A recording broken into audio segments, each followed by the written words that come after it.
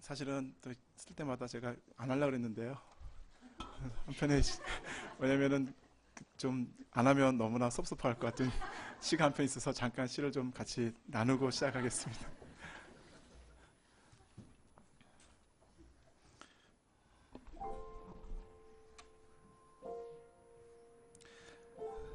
낙엽, 서경희. 겹겹이 쌓인 낙엽이 포근함과 따뜻함을 주네. 이전엔 바랜 색깔로 힘없이 뒹굴어 떨어지는 낙엽은 인생 무상의 파편이 되어 가슴에 아련히 번지는 슬픔이었네.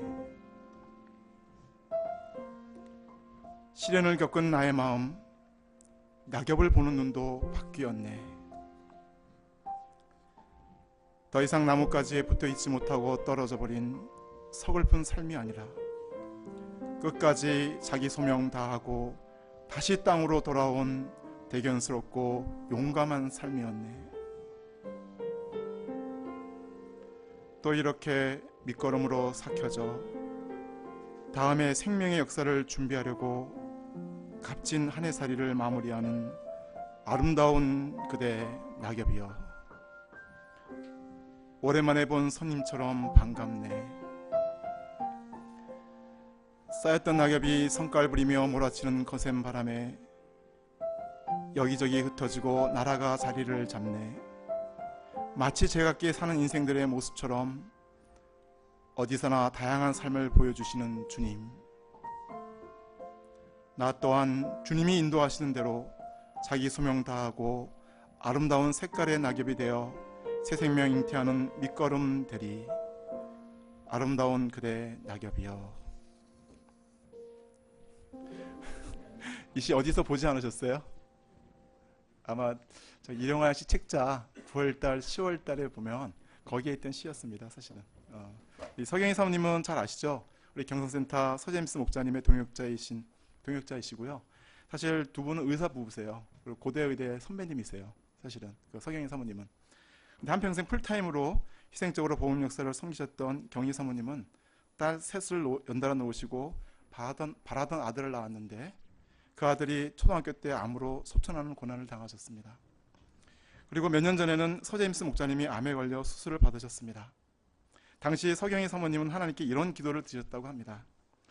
하나님, 작은 제임스도 데려가시고 이제는 큰 제임스도 데려가십니까? 근데 참 웃을 일이 아니거든요. 지금 이제 건강해지셔가지고 다 나셨지만 사실 그때 경희 사모님의 마음속에는 굉장히 사실은 간절함이 아마, 그리고 그때를 거치고 나서 쓴 시가 이 시입니다. 저는 이 시를 읽으며 시련을 겪은 나의 마음, 낙엽을 보는 눈도 바뀌었네 라는 시구가 눈에 들어왔습니다. 정말 시련은 우리의 눈을 바꾸어 줍니다. 아마 지금 여기에 이 고난의 터널을 지나가셨던 분도 계시고 또 지나가고 계신 분도 계실지 모르겠습니다. 또 앞으로 또 우리가 인생을 살다 보면 반드시 고난의 터널을 만나게 됩니다. 이때 이 하나님의 은혜가 저희와 함께 하기를 간절히 기도합니다. 제가 오늘 말씀의 제목은 양무리의 본이 되라입니다. 요절 말씀 베드로전 5장 3절 말씀 다 함께 읽고 시작하겠습니다.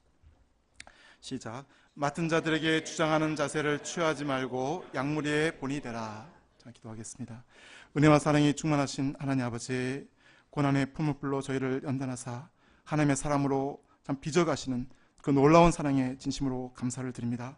이 시간 말씀을 통해 오직 고난의 주 예수 그리스도를 바라보고 믿음으로 고난의 터널을 확신 있게 걸어가는 저희들이 되게 도와주시옵소서. 시간 부족한 죄인이 당신의 말씀을 들고 서싸우니 다만 주의 말씀만을 드러내어 주시기를 간절히 기도합니다. 저희는 존귀하신 예수님 이름으로 기도드렸습니다. 드디어 베드로전서의 마지막 말씀입니다.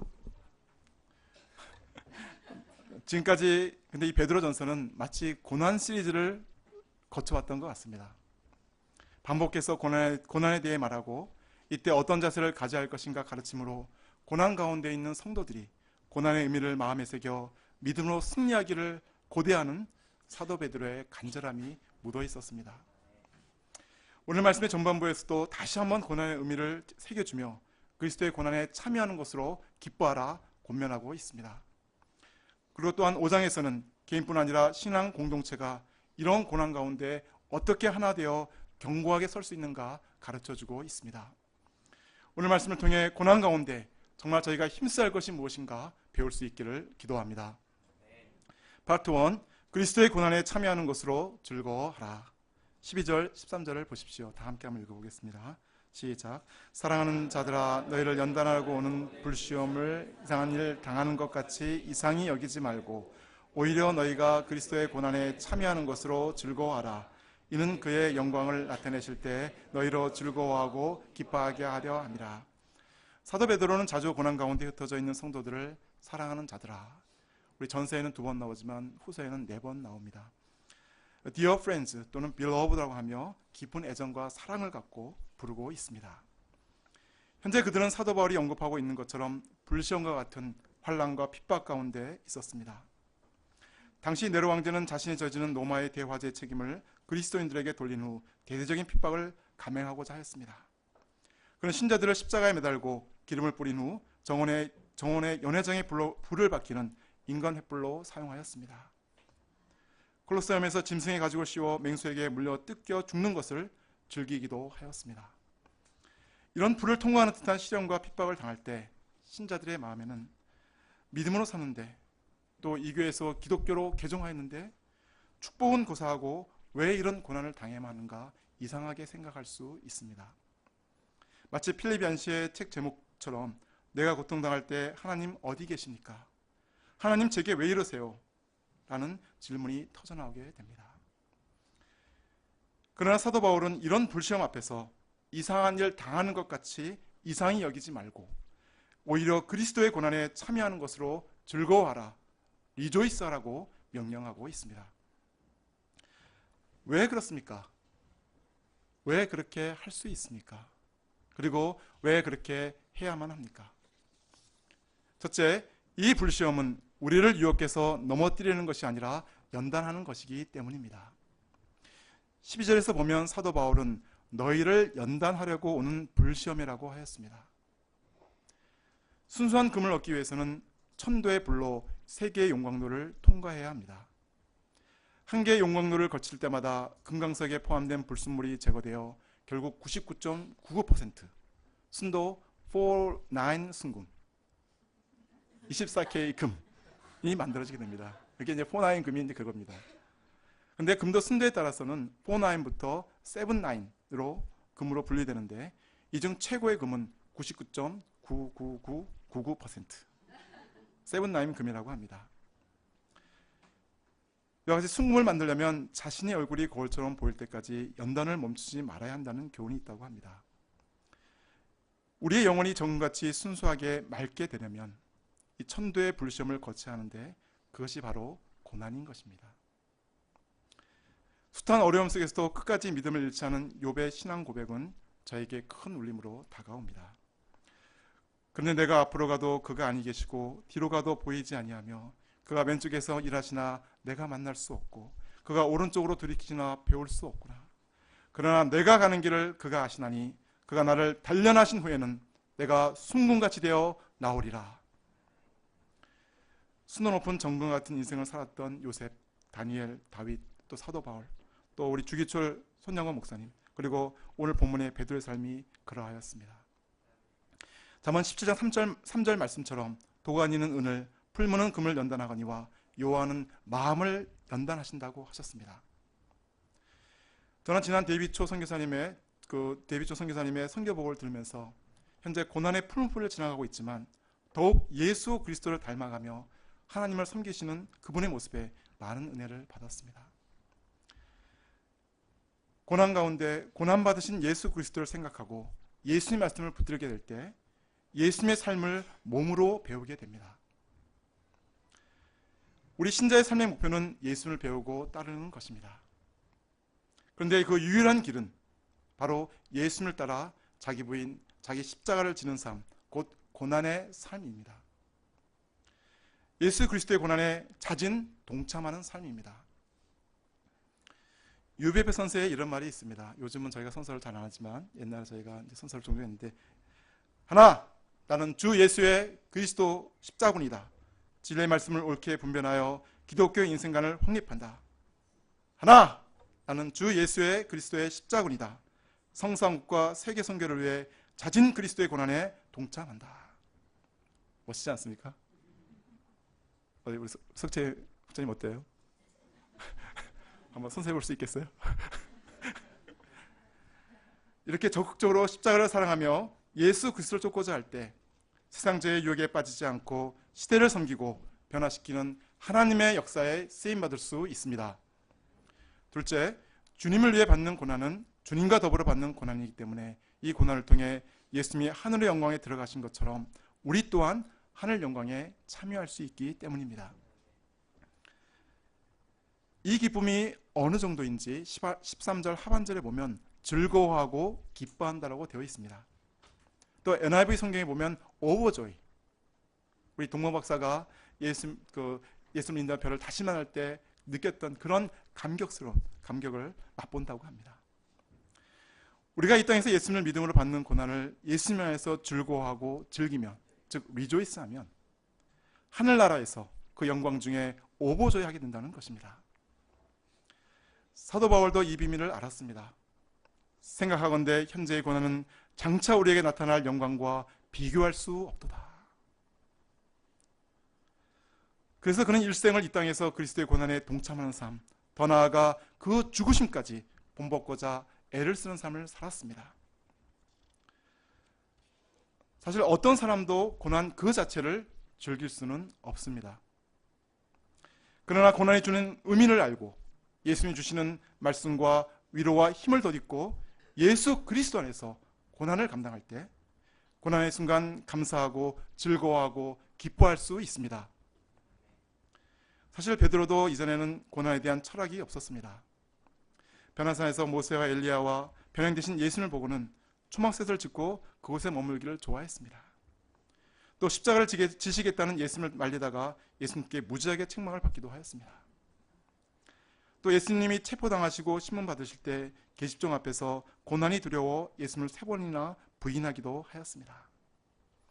그러나 이제는 그 고난의 의미를 알게 되었고 고난에 참여하는 것을 즐거워하는 사람이 되었습니다. 신앙의 성숙이란 무엇입니까? 그것은 고난당할 때 취하는 자세에서 나타납니다. 고난 가운데 하나님 행하실 것을 믿고 믿음으로 행하는가, 자기의 생각과 감정을 따라 마음대로 행하는가. 그러나 그 결과는 180도 달라질 것입니다. 저희도 고난의 의미와 분명한 철학을 갖고 나아가므로 더 깊은 신앙의 세계, 믿음의 세계로 들어갈 수 있기를 기도합니다. 셋째, 고난을 통해 마침내 하나님께 영광이 돌아가기 때문입니다. 14절을 보십시오.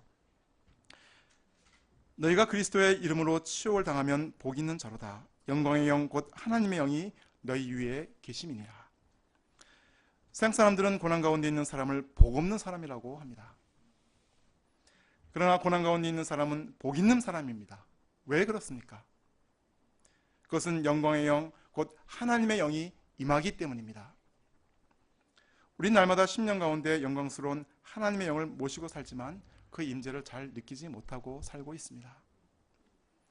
그러나 고난에 직면할 때 비로소 하나님의 임재와 보호하심을 삶 속에서 확실하게 체험할 수 있습니다. 다윗의 위대한 시편들은 10년 동안 광야에서 쫓기며 고난당할 때 하나님의 영이 임함으로 울려나왔던 것입니다. 그러나 고난의 때가 지나가고 평안의 시기에 나태해졌을 때 더욱 비참한 죄의 고통에 빠지게 되었습니다. 우리의 아내인 밧세바를 범하고 그 죄를 숨기려고 우리아를 전장에서 죽게 하였습니다. 아니, 죽였습니다. 이런 다윗의 삶을 생각할 때 우리에게 다가오는 고난은 크게 두 가지 종류가 있는 것 같습니다. 아무런 유익이 없는 고난과 심히 큰 유익이 되는 고난입니다. 전자는 죄악으로 말미암아 당연히 맞이하는 고난입니다. 15절을 보십시오. 살인, 도둑질, 악행, 남의 일을 간섭함으로 받게 되는 이런 고난은 맞으면 맞을수록 더욱 비참해지고 부끄럽게 합니다. 요즘 이 나라를 흔들고 있는 국정농단 사태와 관련된 사람들, 그 중에 많은 사람이 개학 교수요, 또 모든 사람이 한 가정일 텐데 학생들 앞에서나 또 자식들 앞에서 어떤 마음일까 생각이 들었습니다. 또 그렇게 자랑하던 아버지 또 교수님이었는데 자녀들 학생들에게 수치와 부끄러움의 이름이 되어버렸습니다. 이렇게 죄로 인해 고난받을 때 그 고난은 가까이 있는 사람들에게 큰 상처를 주고 하나님의 영광을 가리게 될 것입니다.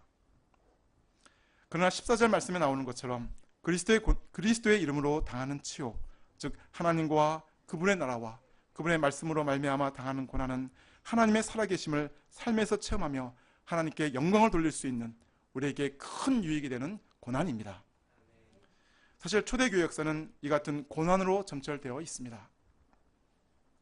이때 그들은 예수의 이름으로 능욕당하고 고난받는 것을 조금도 부끄러워하지 아니하고 오히려 자랑하고 기뻐하였습니다. 특히 그들이 그리스도인으로 불려진 것은 그들을 업신여기는 자들에게 의해 된 것이었지만 오히려 그리스도인, 곧 그리스도께 속한 사람이라는 그 이름을 참으로 명예롭게 생각하며 하나님께 영광을 돌렸습니다. 저희도 그리스도인으로 캠퍼스나 직장에서 고난과 치욕을 받을 때 이를 부끄러워하기보다 도리어 그 이름으로 하나님께 영광을 돌리는 삶 살 수 있기를 간절히 기도합니다. 17절, 18절을 보십시오. 같이 한번 읽어보겠습니다. 시작. 하나님의 집에서 심판을 시작할 때가 되었나니 만일 우리에게 먼저 하면 하나님의 복음을 순종하지 아니하는 자들의 그 마지막은 어떠하며 또 의인이 겨우 구원을 받으면 경건치 아니한 자와 죄인은 어디에 서리요. 믿는 자에게 고난은 어떤 의미가 있습니까? 그것은 하나님께서 당신의 때가 가까웠음을 알리는 표식이요 성도들의 더러움을 깨끗하기 위하여 하나님께서 허락하신 연단인 것입니다. 이 고난은 하나님의 구원이 전제된 고난입니다. 그러나 불신자에게 주어진 고난은 세상의 마지막 때가 거의 다 찼음을 알리는 사인이요 철저한 형벌과 심판이 전제된 고난입니다. 18절 말씀처럼 성도들이 하나님의 연단을 통해 힘들게 겨우 구원을 받는다면 불신자들이 받을 고난의 강도와 그 멸망으로 인한 절망은 얼마만한 것이겠습니까? 믿지 않는 자들에게는 현세에도 미래에도 아무런 소망이 없는 것입니다.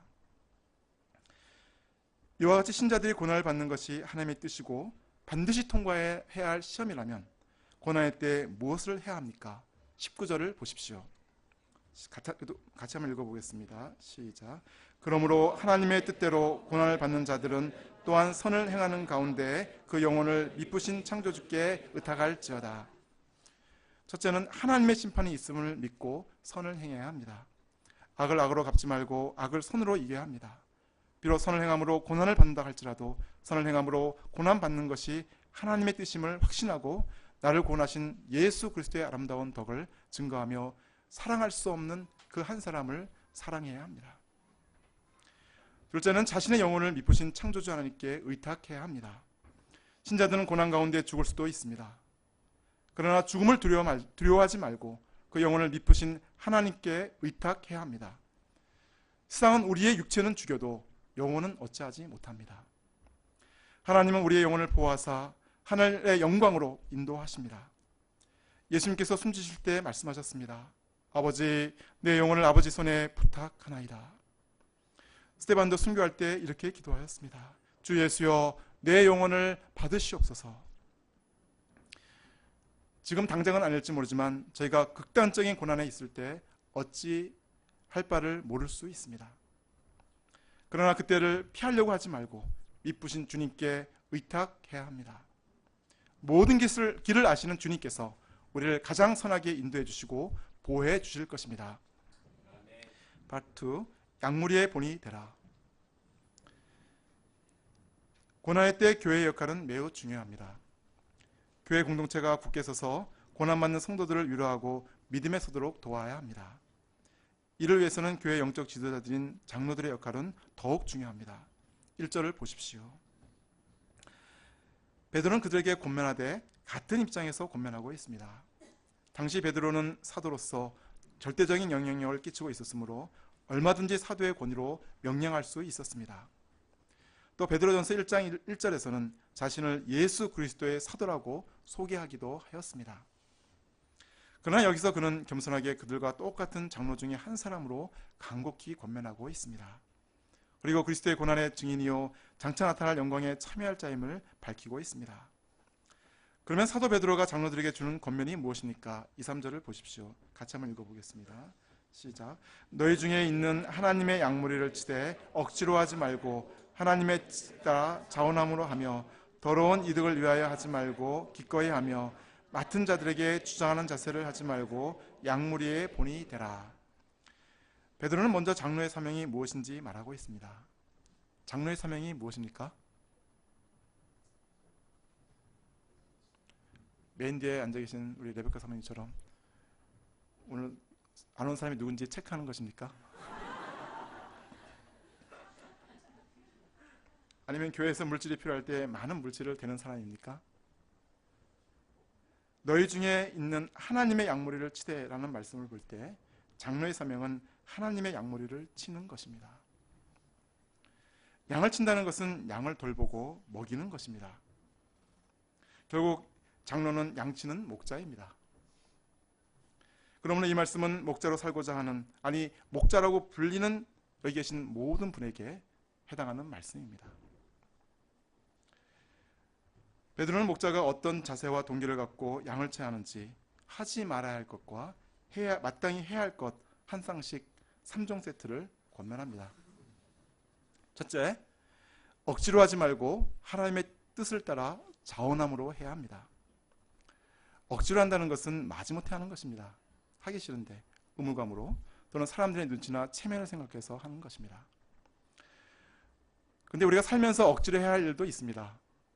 일하기 싫어도 먹고 살려면 직장에 출근해야 합니다. 이제 막 제대한 우리 믿음이도 저기 있지만 형제들은 군대 생활은 억지로라도 할 수밖에 없습니다. 그러나 양치는 목자 생활까지 억지로 하는 것은 너무나 큰 고통입니다. 다른 일을 하겠다는 건가요? 안 하겠다는 건가요? 다른 일은 몰라도 목자 생활은 억지로 할 일은 아닙니다. 목자는 자원하는 마음으로 해야 합니다.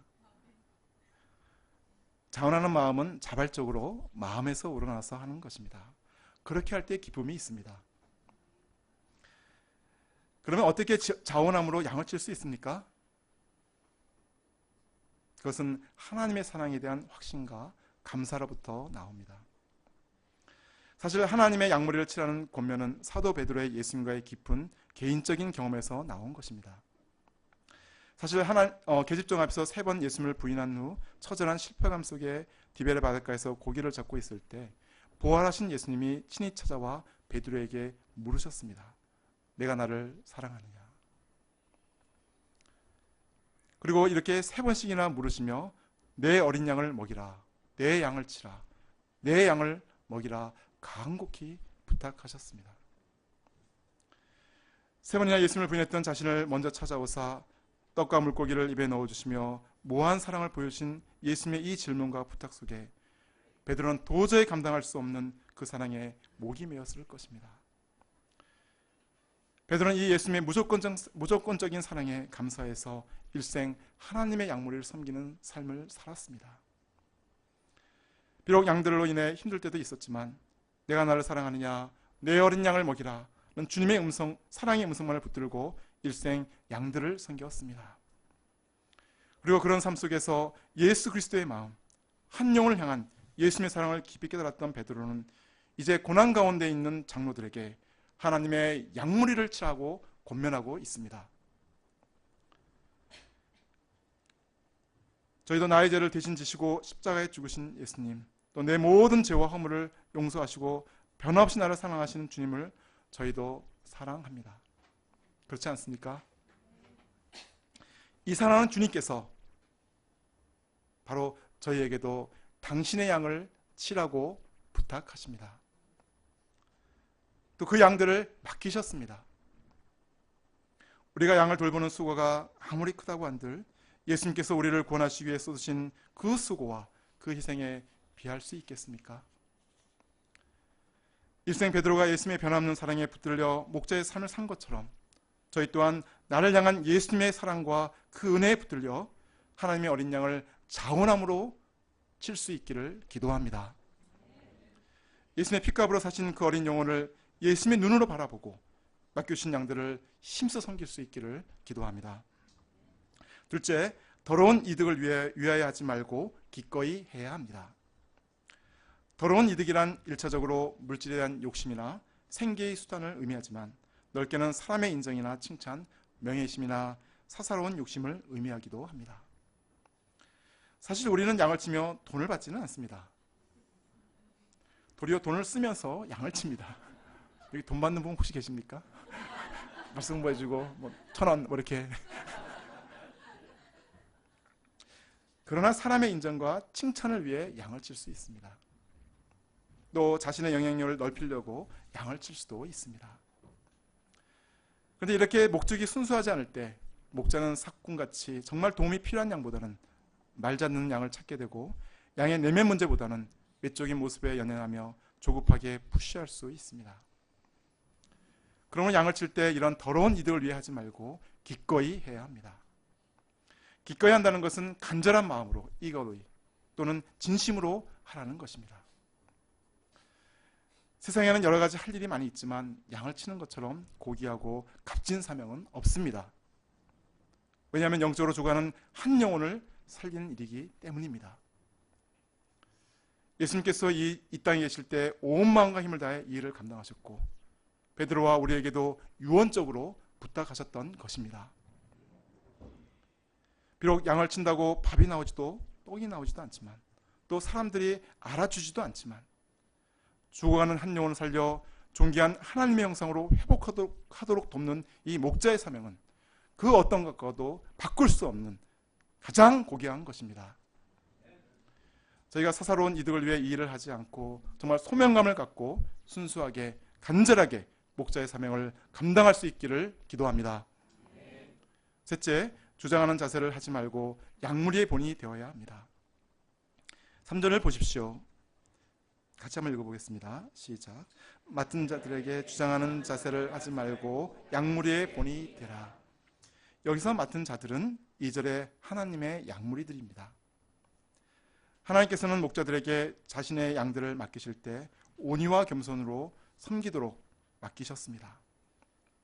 그런데 목자는 이를 착각하고 양에게 주인처럼 위에서 통치하고 주장하는 자세를 갖기 쉽습니다. 주인이 아니면서 주인 노릇하려는 것이 바로 주장하는 자세입니다. 이것은 양을 치는 것, 즉 돌보고 먹이는 것이 아니라 양을 치는 것, 양을 때리는 것입니다. 그렇지 않습니까? 저도 많이 때렸던 것 같아요. 저기 옛날에 요즘 많이 변화되고 있지만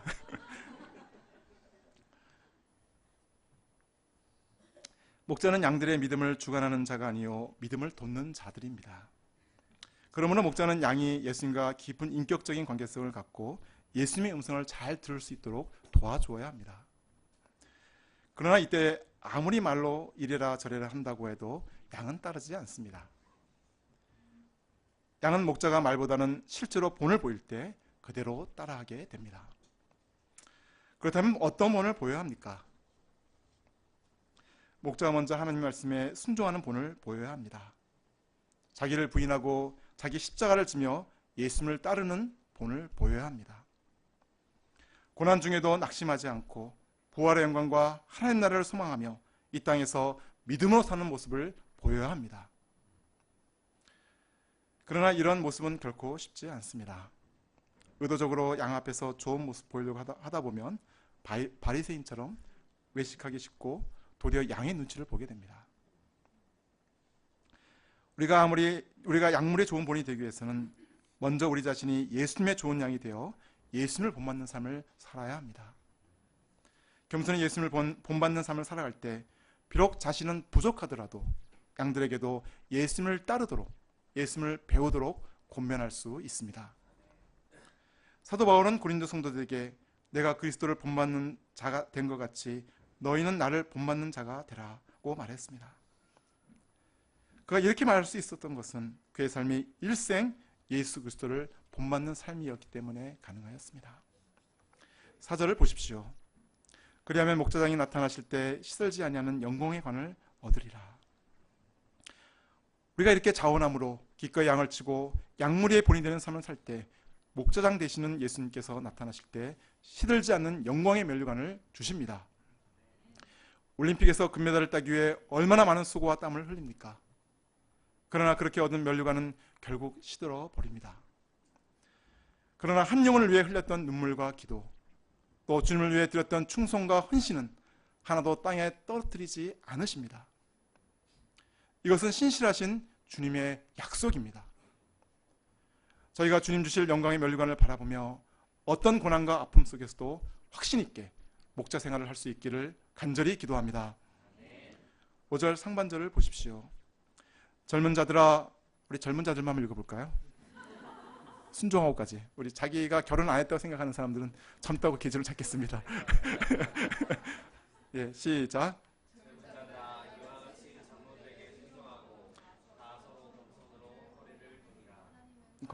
거기까지만 해주세요. 사실은 이제 다시 제가 말씀을 찾다 보니까 다라고 하는 뒤쪽 부분은 젊은이들에게 주시는 말씀이기보다는 장로와 우리 젊은 모든 사람이 주시는 말씀인 것 같더라고요. 실제로 그 내용 자체도 사실은 구분시킬 수 있는 부분은 아니었는데 그 영어를 보니까 all of you라고 돼 있거든요. 그 줄 때 다라고 하는 단어가 all of you라고 돼 있습니다.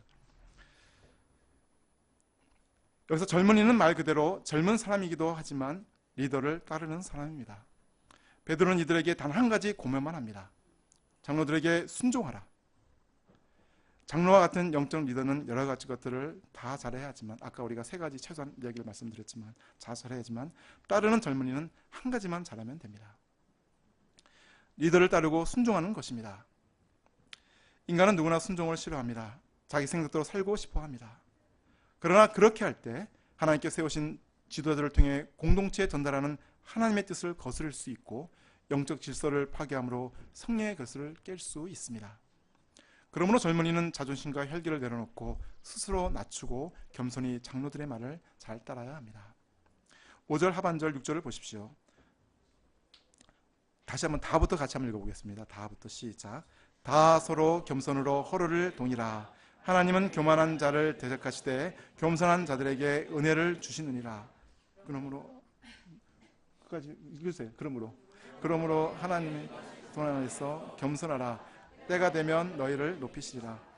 여기서 다 서로 겸손으로 허리를 동이라 해서 아까 다는 all of you, 즉 장로와 젊은이 모두에게 주는 권면입니다.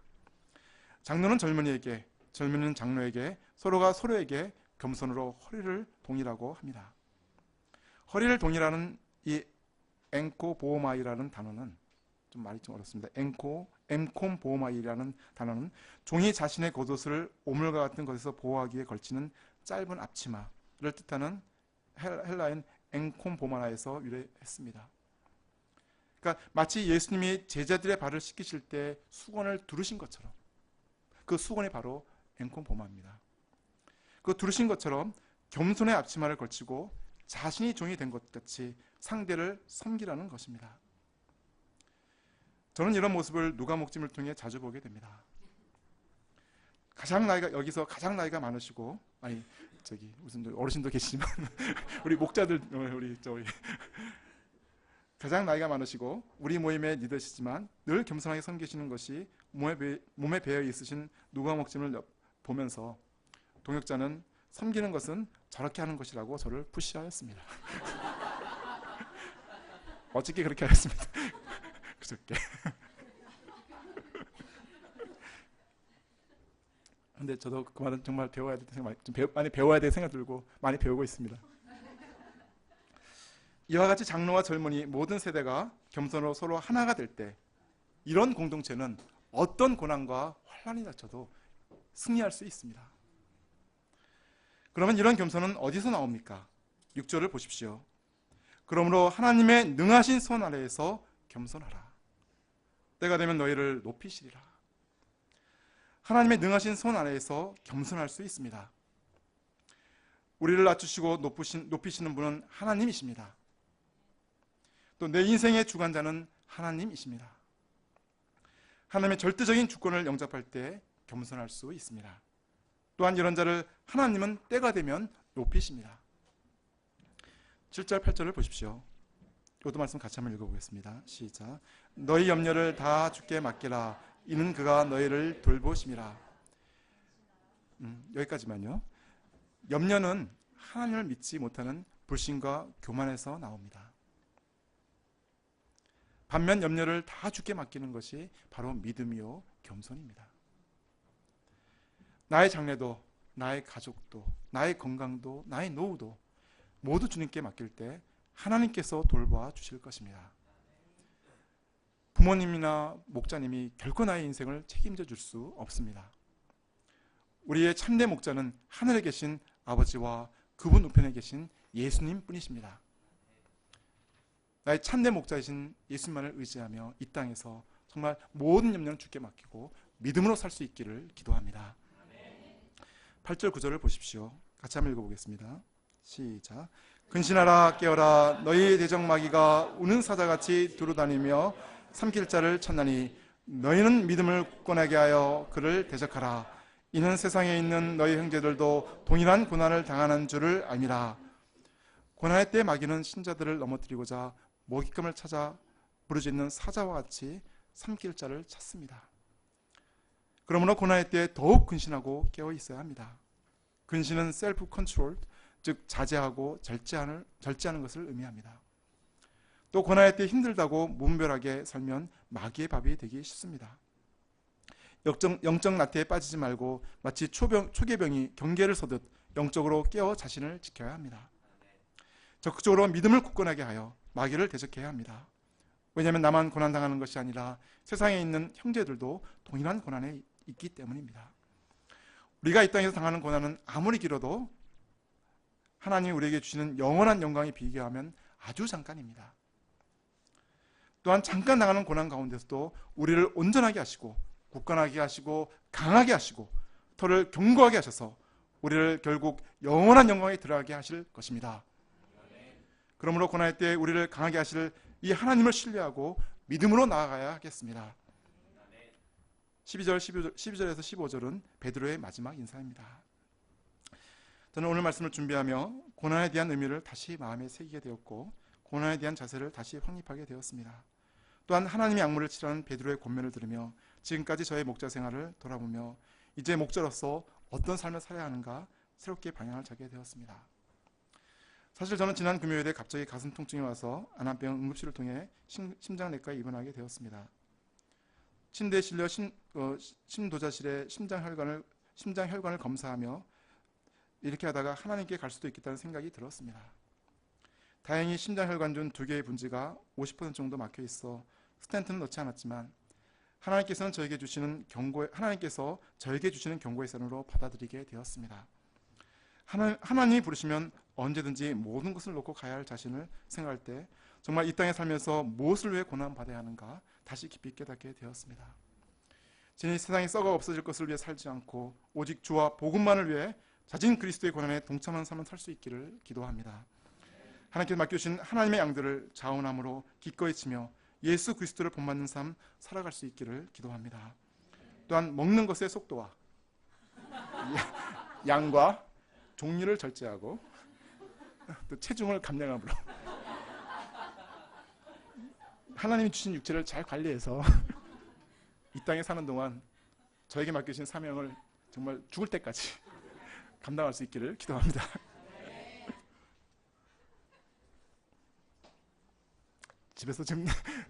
집에 들어왔습니다. 식당이 다 바뀌었어요. 두만 주더라고요, 집에서.